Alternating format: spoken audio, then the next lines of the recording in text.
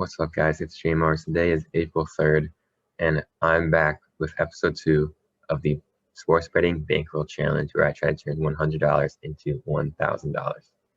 So, picking up from last episode, if you notice, the bankroll is a little bit down. We've only gotten one boost in the last couple days, and it was on MLB, and we unfortunately lost it. Luckily, it was only a $25 max boost. I'm going to show it right here. I was at work this day. I didn't have time to study, so a friend that goes by the alias of the Coldron said, take the under in the LA Call get game. And of course that lost. So, but that's fine. Small loss, $25. We had the boost on it, so it was a good play. I agreed with the bet. It was a good play. Just lost it. So, going into today, I'm going to talk about an NCAA tournament bet, and then I'm going to go into NBA props bet. I have a cool method for that I was using a couple months back. I got kind of lazy, so I stopped grinding this method, but I think it's the best way to get an edge because we're kind of running out of boosts here on DK Sportsbook. The boosts have been kind of dry, so we got to do the next best method to give us the best edge when not using a boost. So I'll show that in a couple minutes, but first I'm going to go through the tournament games today. Today's the Final Four, and this is one boost we got. The Zags -10 at +100. So I think that's a good bet. I'm going to bet this, and then I'm going to also hammer the Zags themselves on the normal spread, I think. So, come on, give us this boost here. We're going to put this in live. If they give it to us. Bear with me a second. I'm too lazy to edit this out of the video. Okay, there we go. $25. I'm going to put the max on this. Gonzaga to win by 10. Yes. Next. This is not really any deep research, but since we already have Gonzaga -10, we might as well hammer Gonzaga -14. So I'm going to do that. And we're going to put since this is a challenge, we got to get to 1,000. We're not going to be doing this with small bets. We got to hit the big bets. We're going to put 75 bomb on this, so effectively we have 100 total on Gonzaga's -14. But 25 is a -10, 75 is -14. So if we fall within that range, we'll at least win a little bit of our money back. I think -10 is a good bet. 14 is pushing it, but UCLA, I don't think they're going to be able to hold off Gonzaga.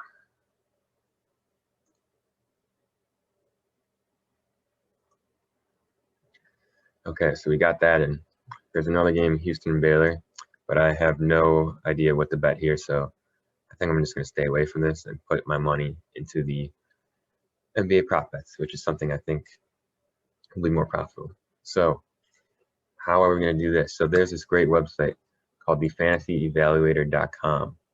I'll give a quick shout out to I think the guy who made this. His name is Sam Hoppin. You can find him on Twitter at Sam Hoppin.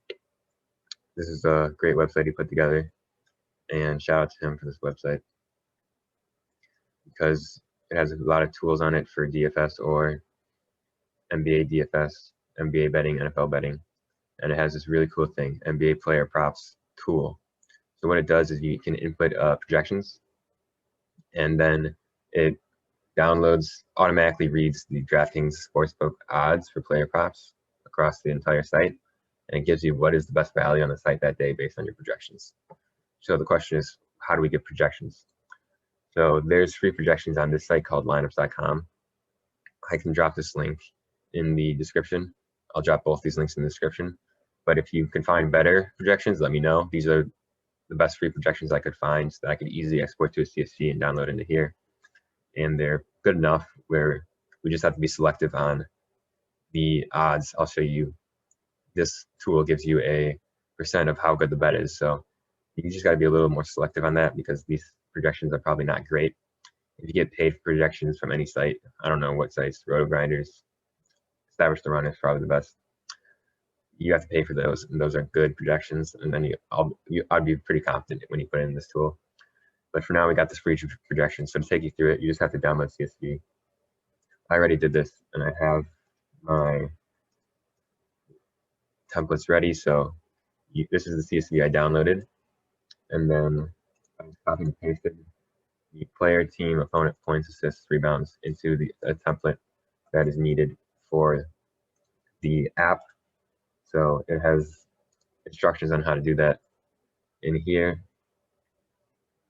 It has the template you can download to get the column headers correct, and then we got to update it and see. So I haven't done this yet on today's NBA game, so I'm going to be doing this live and go through what I think, and then we're going to put the bet in, because I think this is helpful to see my process on what bets I take based on this template. So I've done this before, so I know what I'm doing, but I have not looked at today's odds.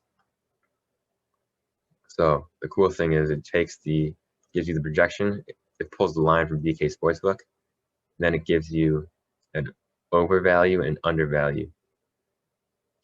So you want a value that's high percentage, that means it's a good bet. So once we put these in, I just filter for the best plays. So the best overvalue for points today is 2%. That's bad. I'm not going to bet any of those. The best undervalue is Jakob Poeltl. So I'm just going to write these down quick on my sheet of paper, and then at the end we're going to see. Poeltl is 19%. So I try to pick maybe around a 30% value. So neither of these are good values. So we'll go into the rebounds.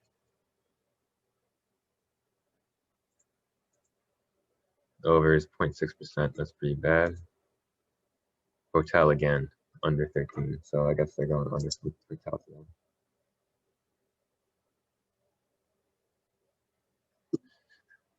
Let's check out the assists. So Bam is 13%. Bam over assists. 13. And let's check out the under. 6%. I'm not going to bet that. Let's see, points, rebounds, assists. So this is the sum of point, rebounds, assists. The best value is 3%. Are you kidding me?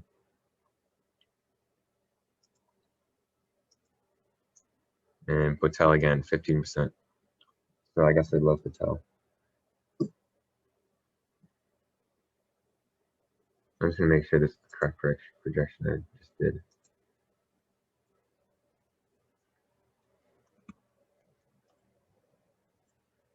How the frick do you spell Poeltl?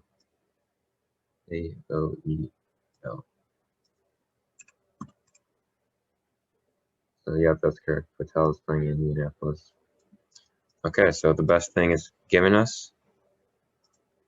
I usually like to do more than this, but the best thing it's giving us, I think, is 19% for Jakob Poeltl.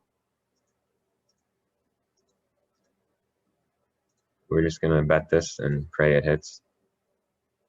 Poeltl under 11.5 points.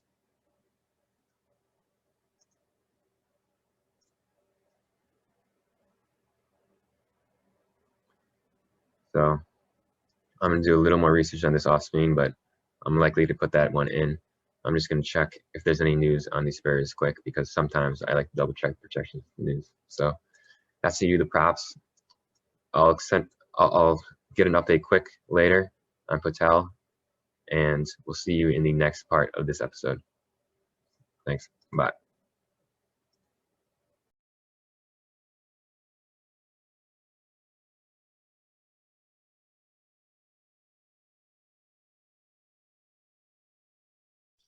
What's up, guys? We are back with the second part of this episode, and as you can see, it's now April 9th, so it's been about a week and a half since I recorded that first part going through the NBA player props. So I'm going to take you through some of the bets I've done since then, but first, about a week later, I've fired a lot of bets, so let's check out the bankroll. 513.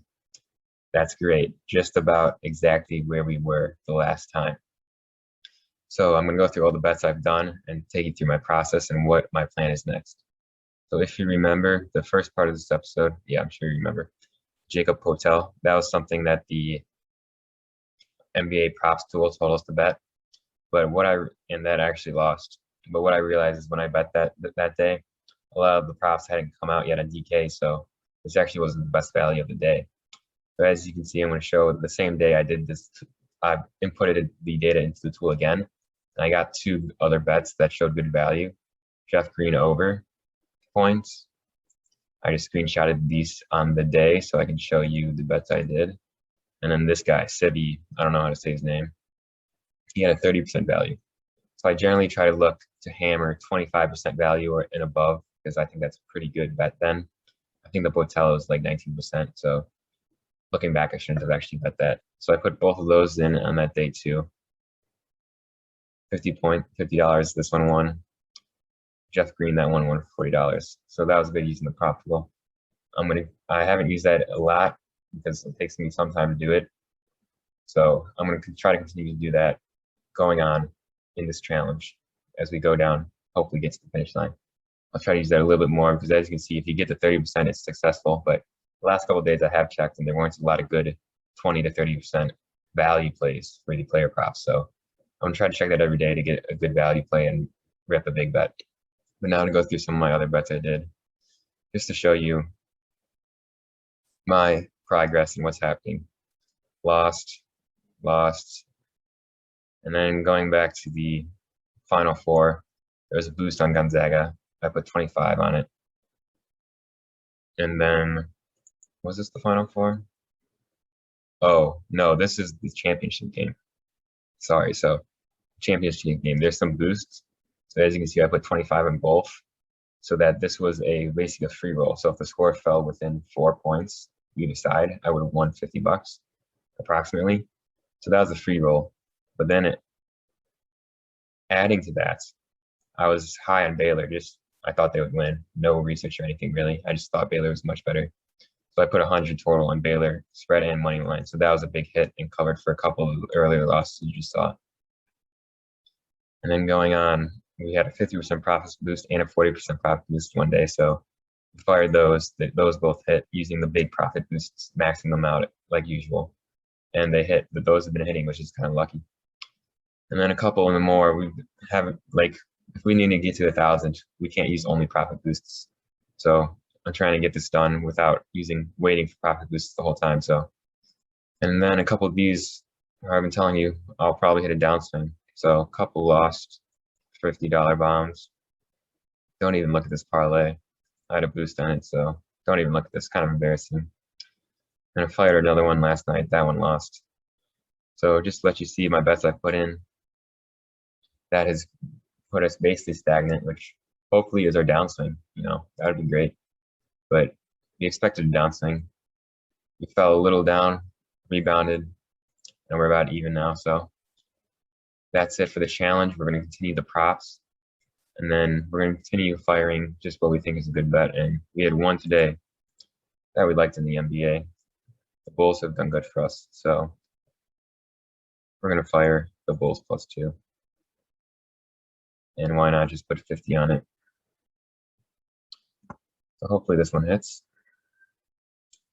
And then we'll continue and we'll update you again in a week or a week or two when we fire some more bets. Hopefully we have some better progress next time.